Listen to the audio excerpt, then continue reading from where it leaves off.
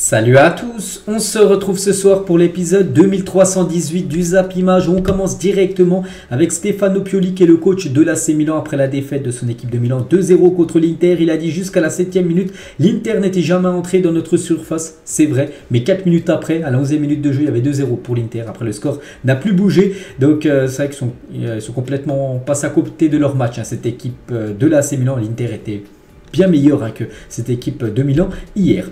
Et Lautaro Martinez assure son penalty accordé puis finalement annulé hier soir. Il a dit je sens un contact, donc ça me fait tomber, je n'avais pas besoin de me jeter. Il y avait contact, mais l'arbitre en a décidé autrement. C'est vrai que l'arbitre de la rencontre, Gil Manzano, un arbitre espagnol, a dit tout d'abord penalty, puis après dans l'oreillette il a entendu va quand même voir les images, il est parti voir les images, puis après il a annulé le penalty. Mais c'est vrai qu'il y a des arbitres qui auraient laissé bien sûr ce penalty. Donc voilà, c'est vrai que c'était à deux doigts de prendre un 3-0 on va dire à cette équipe de Milan. Ça me laisse un peu de suspense on va dire avant le match retour mardi prochain. Et toujours tiens avec la Ligue des Champions concernant la finale qui se déroulera du côté de Istanbul. Marcignac est le favori pour arbitrer la finale de la Ligue des Champions. Le Polonais avait arbitré la finale de la Coupe du Monde l'année dernière entre l'Argentine et la France. C'est lui normalement, d'après ce qui se dit, qui devrait être l'arbitre de cette finale de Champions League. On va parler toujours de la Ligue des Champions bien sûr et du défi énorme qu'attend le Real Madrid mercredi prochain du côté de City. Donc City n'a perdu qu'un match à l'Etihad Stadium cette saison, donc à domicile en gros. La dernière fois que City a perdu un match de Ligue des Champions à domicile, c'était en avril 2018 et souvenez-vous, c'était l'équipe de Lyon qui était partie s'imposer du côté de Manchester City. C'est leur dernière défaite à domicile pour City, ça fait plus de 5 ans. Pour montrer l'exploit qu'attend le Real Madrid. Et le Real Madrid n'a jamais gagné à l'Etihad. Ils sont déjà allés 4 fois là-bas. Ils ont fait 2 matchs nuls, 2 défaites, aucune victoire. Donc mercredi prochain, ils seront obligés de s'imposer. Il y a eu un partout. Bon, après, il y a le but à l'extérieur ne compte plus. Mais bon, ils devront gagner tout simplement. Même si après la séance des tirs au but, ils devront gagner là-bas pour se qualifier pour la finale de la Champions League. Et toujours avec Manchester City, où il y a eu beaucoup de supporters de City qui ont fait le long déplacement entre Manchester, qui est dans le nord de l'Angleterre, jusqu'en Espagne, à Madrid.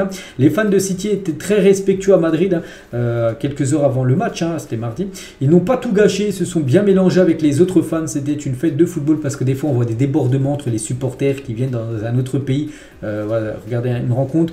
Donc voilà, là tout s'est bien passé avec les supporters anglais du côté de Madrid. Ils ont très bien respecté et ça bien sûr, ça fait plaisir qu'il n'y a plus de débordement on va dire avant le match.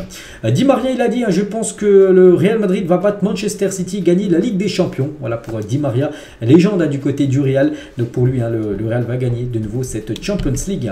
On verra. 5 Français titulaires en demi-finale de la Ligue des Champions entre hier et aujourd'hui. Donc c'était entre avant-hier et hier.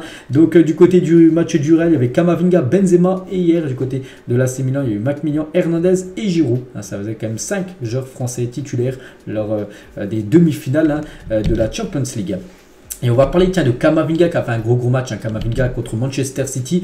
Et Camavinga il a mis une petite message, une semaine pour le match retour tout simplement. Il faut travailler, il avait mis une petite publication Instagram. Regardez qui a commenté par exemple Vini Junior, quel joueur il lui a dit. Fabrizio Romano il lui a dit quel crack. Et Marcelo il a dit mon numéro 12 parce que maintenant c'est lui le 12. Bon on ne le voit pas là mais c'est le 12 dans son flocage on va dire le numéro. Avant c'était Marcelo, le légendaire Marcelo qui avait le 12. Puis il a mis un petit message bien sûr par rapport que la relève est bien là du côté du Real Madrid avec ce numéro 12. On va parler de Vini Junior, les 10 derniers matchs de Vini Junior. Regardez, c'est exceptionnel. Donc le dernier, c'est tout en haut à gauche, son dernier où il a été buteur contre l'équipe de City. Donc quand il y a un petit ballon, un but, et quand il y a un crampon, une passe D. Donc bon, j'ai pas compté. Ça fait à chaque fois, il était décisif, soit un but, soit une passe D. Donc c'est énorme, bien sûr. Vini Junior, c'est actuellement le Vini Prime qu'on assiste. On va parler du Barça qui jouera un match amical de pré-saison contre le Real Madrid. Il y aura un classico. C'est prévu le 29 juillet prochain à Dallas au Texas. Donc ça sera quelques jours avant le début de la Liga saison prochaine. Ça va commencer toujours, ça commence aux alentours du 7 ou 10 août. Donc là, ce sera quelques jours avant. Ils seront toujours aux États-Unis et ça sera un classico Real Barça prévu à Dallas. Et toujours avec le Barça, donc ils joueront contre le Real Madrid, mais ils auront aussi la Juventus au programme, Arsenal et l'AC Milan. On affiche lors de leur pré-saison. Donc voilà, bien sûr, ça sera aux États-Unis pour préparer la saison prochaine. prochaine où le Barça la espéra. Il va faire une belle pré-saison et surtout performer cette fois-ci en Ligue des Champions parce que les 2 dernières années en Coupe d'Europe, le Barça a floppé. Toujours avec le Barça, regardez la une aujourd'hui du Journal Sport, bien sûr, ça revient sur Busquets. Hier, on a appris que Busquets, c'était officiel, annonce qui quitte le FC Barcelone, unique, une Journal Sport et la une Journal Mundo Deportivo. Le moment est venu, tout simplement. Donc, c'est un message de lui, de vous dire que en gros, je quitte cette équipe du Barça. Et Léo Messi, les gars, a mis un long message même sur son compte Instagram par rapport au départ de Busquets. Il a dit: sur le terrain, toujours avec le 5, mais en réalité, en tant que joueur et en tant que personne, tu es un numéro 10. Le magnifique hommage de Messi à Sergio Busquets après l'annonce de son départ du Barça en fin de saison. Même Modric, les gars, joueur rival de Busquets du côté du Real, il a dit donc l'un des meilleurs milieux de terrain contre qui j'ai joué, cela a été un plaisir d'avoir pu l'affronter de nombreuses fois lors des matchs entre le Real et l'équipe du Barça. Et du côté du Barça, dans un sondage mené par le journal Mundo Deportivo, ils ont demandé qui serait le remplaçant idéal de Busquets et on peut voir le pourcentage. Sam Rabat, les gars, qui a le plus de pourcentage, quasiment 27% des fans du Barça aimeraient que Amrabat soit le remplaçant de Busquets. Zubimendi 19% ou même De Jong, lui, un joueur déjà du Barça, 16%. Donc voilà ce que les fans du Barça préfèrent pour être la succession, on va dire, de Busquets. Toujours tiens avec Sofiane Amrabat, parce qu'on en parlait là juste avant, les gars, de Amrabat. Donc la Fiorentina réclame 50 millions d'euros pour libérer Sofiane Amrabat cet été. Ça, c'est le problème, bien sûr, concernant Amrabat et le Barça, parce que le Barça, eux, ils sont prêts à mettre 25 millions d'euros. Donc voilà, bien sûr, ça pose un petit peu un problème parce que la Fiorentina en réclame 50 millions d'euros pour lâcher Amrabat. Et on revient, les gars, sur cette photo parce que ça concerne aussi Amrabat. Donc Thiago Motta et Mourinho sont les préférences de Nasser pour être coach la saison prochaine. Et si Mourinho signe au PSG, il aimerait ramener avec lui Sofiane Amrabat. C'est pour ça qu'on parlait bien sûr de Amrabat. On a parlé du côté du Barça, mais peut-être du côté du PSG, parce que si Mourinho vient du côté de Paris, il aimerait amener Amrabat avec lui et son prix est de 50 millions d'euros. Toujours tiens avec le FC Barcelone. Donc le fisc, ça c'est pas du tout une bonne nouvelle. Pour le Barça, on sait qu'il y a des problèmes avec l'argent. Et le fisc espagnol a infligé une amende de 15,7 millions d'euros. C'est énorme au Barça après avoir constaté des irrégularités présumées dans des cessions de voitures Audi à ces joueurs qui auraient servi de rémunération déguisée et dans la comptabilisation d'avantages tels que des vols charter. Donc bon, j'ai pas tout compris. Moi, juste ce que j'ai compris, c'est que le Barça prend une grosse amende de plus de quasiment 16 millions d'euros et ça, bien sûr, c'est pas du tout une bonne nouvelle pour le club qui cherche beaucoup d'argent.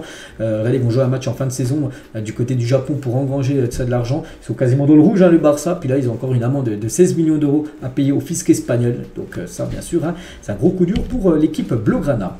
On va parler du PSG, un fonds d'investissement américain intéressé par l'achat de parts du PSG. Donc ce fonds d'investissement s'appelle Arcos Sport Partner. Donc c'est un fonds d'investissement américain qui fait partie des candidats intéressés par le rachat d'un pourcentage 5 à 15% du capital du PSG, parce que QSI, les gars, ils avaient dit il y a quelques mois, les propriétaires du PSG qui pourraient vendre quelque part du PSG, pas 100%, mais peut-être 5, 10, 15%, ça peut être jouable.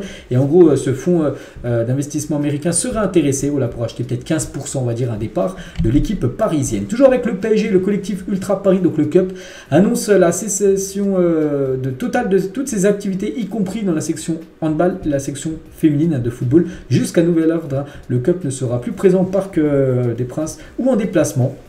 Voilà, donc par exemple, après-demain, il y a un match Paris Saint-Germain contre l'équipe de l'AS Ajaccio. Donc, ils ne seront pas là, en gros, les supporters du club, jusqu'à la fin de la saison, jusqu'à nouvel ordre, en gros. Parce qu'en gros, il y a eu un désaccord entre la direction du PSG et le collectif Ultra Paris. Et toujours avec Paris, les gars, donc d'après la source parisienne, ce site, les gars, a dit quelles seront les dates, en gros, de l'officialisation des maillots côté PSG. Donc, le maillot domicile devrait être annoncé le 3 juin prochain. Donc après, bon, on le sait déjà, il va ressembler à quoi. Voilà, il ressemblera à ça. On peut voir Mbappé et Neymar avec. Donc voilà, officiellement, il sera annoncé le 3 juin. Et le maillot extérieur qui sera de couleur blanc sera annoncé officiellement le 8 juillet 2023. Et toujours avec les maillots du PSG, parce que ce maillot-là, la saison prochaine, maillot domicile du PSG, va ressembler beaucoup à ce maillot vintage à l'époque. Et Warren Zaïre sur Instagram, un vrai parisien. Donc voilà, il a porté ce maillot qui va ressembler beaucoup au futur maillot parisien, qui sera annoncé, je dis, très prochainement.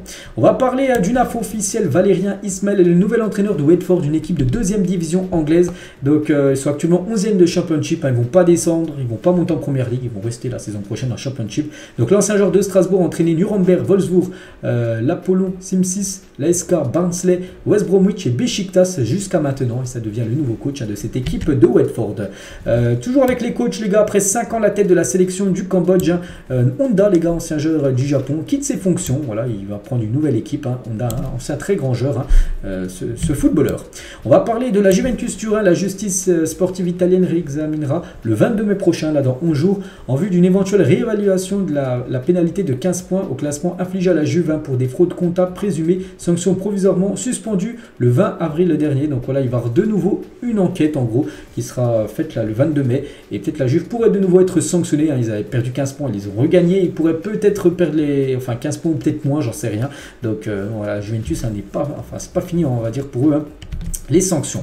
Vous pensez que Florentino Pérez sait avec qui il fait un selfie? C'est Mohamed Eni, un Snapchatter, donc pas sûr, parce que Mohamed Eni était présent lors du match Real Madrid-Manchester City, donc il a fait une photo avec le président du Real et aussi avec le coach du Real Madrid, Carlo Ancelotti. Ineos, mieux positionné que le Qatar pour le rachat de Manchester United. Vous savez que Manchester est à vendre, il y a QSI intéressé, mais aussi Ineos, Jim Ratcliffe qui aimerait l'acheter. Pour l'instant, c'est bien Ineos, les gars, qui est pour l'instant en avance devant QSI pour le rachat de Manchester United. Le Real Madrid aimerait avoir Kimmich pour l'après Modric et Kroos en 2024. Donc on parle bien sûr de l'été prochain 2024. Et voilà, le Real Madrid aimerait ramener un peu d'expérience parce que c'est vrai que Modric et Kroos quitteront l'équipe du Real Madrid l'année prochaine. Là, il devrait faire encore une année. Et après, il n'y aura plus beaucoup de joueurs avec beaucoup d'expérience au milieu de terrain parce qu'il y aura la relève, Kamavinga, Tchouaméni, peut-être Jude Bellingham, tout ça. Mais ils aimeraient amener un joueur avec de l'expérience. Ils aimeraient tout simplement le joueur Kimmich. Hugo Lloris, les gars, qui a reçu une offre de contrat de 18 millions d'euros par an d'un club d'Arabie Saoudite. Ça peut être le jackpot pour Hugo Lloris. Il touche actuellement 6 millions d'euros par an à Tottenham, donc c'est simple. Il pourrait multiplier par 3, les gars, son salaire s'il venait à rejoindre l'Arabie Saoudite, enfin une équipe que le nom n'a pas filtré. Donc voilà, peut-être jackpot pour Hugo Lloris. On verra s'il va accepter ou non. Toujours avec un gardien de but en Angleterre, c'est Aaron Ramsdale et Arsenal sont tombés d'accord sur une prolongation de contrat. Les discussions sont toujours en cours avec William Saliba. Donc voilà, les gars, Ramsdale devrait prolonger l'aventure du côté de Arsenal qui réalise une magnifique saison du côté des Gunners. Thomas Müller répond sur Instagram aux rumeurs de départ du Bayern publiées dans la presse ces derniers jours en posant à côté de son cheval. Il a dit si tu pouvais lire les journaux King David, le nom de son cheval. Donc voilà, en gros ce que ça veut dire c'est que il y a plein de fake, en gros il y a plein de fake news. Donc voilà ce que peut dire Thomas Müller, c'est vrai qu'il y a des rumeurs que soi-disant il pourrait peut-être quitter cette équipe du Bayern en fin de saison, on verra. Concernant Neymar, lui aussi il y a des infos qui pourrait quitter le PSG. RMC Sport confirme que Neymar est ouvert à un départ du PSG. Les premiers contacts ont été noués par certains intermédiaires. Il est question d'un prêt avec option d'achat pour le futur de Neymar. Voilà, par rapport à ce qui s'est passé dans chez lui, les Neymar Casto, tout ça, des supporters parisiens, enfin quelques supporters parisiens. Et bien du coup, Neymar, voilà, maintenant aurait des envies de départ. Et voilà, il y a quelques clubs anglais qui sont intéressés par le joueur Neymar. Paulo Maldini, les gars, je n'ai parlé à midi que Raphaël Leao devrait prolonger et il le confirme à Maldini, qui est le directeur sportif de cette équipe de Milan AC. Nous sommes proches d'un accord complet pour prolonger le contrat de Léo, c'est vrai. Donc voilà, il a 2 doigts de prolonger, je crois que c'est jusqu'en juin 2028. Iniesta, les gars, qui fête son anniversaire aujourd'hui, j'en ai parlé à midi, fête aujourd'hui ses 39 ans, ce joueur qui a tout gagné. Et il est le seul joueur quand même de l'histoire du football au monde à avoir été élu homme du match en finale de Ligue des Champions, en finale de Coupe du Monde et en finale de l'Euro. Incroyable bien sûr, Andrés Iniesta. Yohan Coré, un défenseur du Paris FC, ne jouera pas la Coupe du Monde U20 avec les Bleus, avec l'équipe junior, on peut dire U20, c'est dommage. Donc le club de Paris FC a décidé de bloquer son joueur pour aider la réserve menacée de relégation en R1. Donc du coup il va jouer avec le Paris FC B au lieu de jouer avec l'équipe de France U20. Donc lui préférait jouer bien sûr avec la France U20 lors de cette Coupe du Monde en Argentine. Du coup le Paris FC le bloque, il jouera au niveau régional, voilà, plutôt en N3, donc niveau national, pour éviter la relégation, on va dire, au niveau régional. On va parler de ces deux joueuses anglaises, donc Mid et Lucy Bronze, ont chacun reçu en gros la médaille d'honneur par rapport au service qu'elles ont fait, surtout par rapport à la victoire de l'Angleterre à l'Euro 2022 l'année dernière. Elles ont reçu bien sûr les deux la Légion d'honneur. On va parler de ce jeune footballeur du côté de l'Atlético Madrid, donc il est avec l'équipe U19 de Fernando Torres qui devrait prendre l'équipe B Torres la saison prochaine. Donc voilà, c'est un jeune joueur de l'équipe de l'Atlético, mais regardez aussi, c'est un fan peut-être du Real parce qu'il Il joue à l'Atlético Junior, mais on peut voir qu'il pose aussi avec le maillot du Real Madrid. Hein, donc je ne sais pas si ça va passer ça du côté de l'Atlético. Le stade Océane au Havre affichera complet pour la réception de Dijon lors de la 38e et dernière journée de la Ligue 2. Hein, ça sera la fin du championnat et le Havre devrait monter. Et actuellement, il n'y a plus de place à vendre. Hein. Toutes les places ont été vendues pour cette dernière affiche de Ligue 2 pour l'équipe du Havre. Ludovic Blas rend hommage à Antoine Comboiré sur Instagram. Hein, vous savez, Comboiré a été licencié. Hein, et Ludovic Blas, il a dit: je tenais à remercier le coach Comboiré pour tous les bons moments que nous avons vécus lors de ces 2 années au club. Hein, même si la situation actuelle est compliquée, il ne faut pas oublier ce que l'on a réussi à faire avant, hein, ce que vous m'avez permis de vivre ici à Nantes, et je vous en suis reconnaissant. Je vous souhaite le meilleur pour l'avenir à nous joueurs. Maintenant, de relever la tête et d'atteindre votre objectif de cette fin de saison. Et l'objectif, bien sûr, on le sait tous, hein, c'est de se maintenir en Ligue 1. Le 11 type du Ballon d'Or 2015, les gars, regardez cette magnifique team. Hein.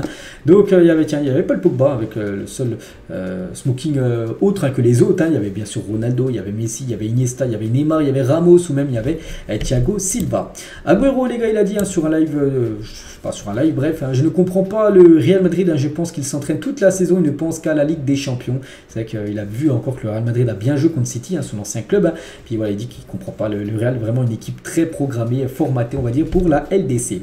Rio Ferdinand, il a dit: j'ai parlé à Casemiro quand il a rejoint Manchester United, hein, c'était l'été dernier. Hein. Il m'a beaucoup parlé de Rodrigo, de sa confiance avant les grands matchs, il les aime. Donc voilà, bien sûr, hein, c'est très grand joueur, hein, Rodrigo. Quel est le match de cette saison en Ligue 1, le match qui vous a fait le plus vibrer? Bon, moi, là, c'est le 5-4 hein, de Lyon contre Montpellier, hein, dimanche dernier. Hein, c'était un match complètement fou, mais c'est vrai qu'il y a eu aussi des très beaux matchs. Hein. PSG Lille, les gars, 4-3, le PSG perdait aussi dans le match. Ils avaient gagné le match grâce à Messi, un coup franc en toute fin de match. Souvenez-vous, les gars, Lille-Monaco, il y a eu 4-3, même le Lens PSG en tout début de saison, tout début d'année plutôt, c'était le 1er janvier, où il y avait une victoire 3-1. Et on finit, les gars, cet épisode d'aujourd'hui. Hein. Quel est, selon vous, le plus grand exploit de l'histoire du football? Entre, par exemple, le titre de champion d'Angleterre de Leicester, le titre de champion d'Europe de l'Euro de la Grèce en 2004 au Portugal, hein, c'était la finale en plus contre le Portugal au Portugal, la victoire de Porto en Ligue des Champions il y a quelques années, c'était en 2003, bon ça date, hein, ou les 3 Ligues des Champions d'affilée du Real Madrid. Hein, est-ce que ça sera de nouveau reproduit? Donc pour moi, le plus gros exploit reste quand même, hein, ça joue entre les deux, donc les deux duos, hein, je pense. Hein, je partirais comme sur Leicester, les gars, c'est énorme, hein, ce qu'a réalisé Leicester, hein, devant Manchester City, United, Arsenal, tout ça, ils ont gagné le championnat. Donc maintenant, c'est une équipe qui joue le maintien. C'est que la Grèce aussi, c'est costaud, mais voilà, je partirais sur l'équipe de Leicester, le plus gros exploit de l'histoire du football. Donc voilà, les gars, ce qu'on va dire aujourd'hui. J'espère que ça vous a plu. On se retrouve demain, bien sûr, pour le prochain After Zap Image. Bon jeudi à vous et à demain.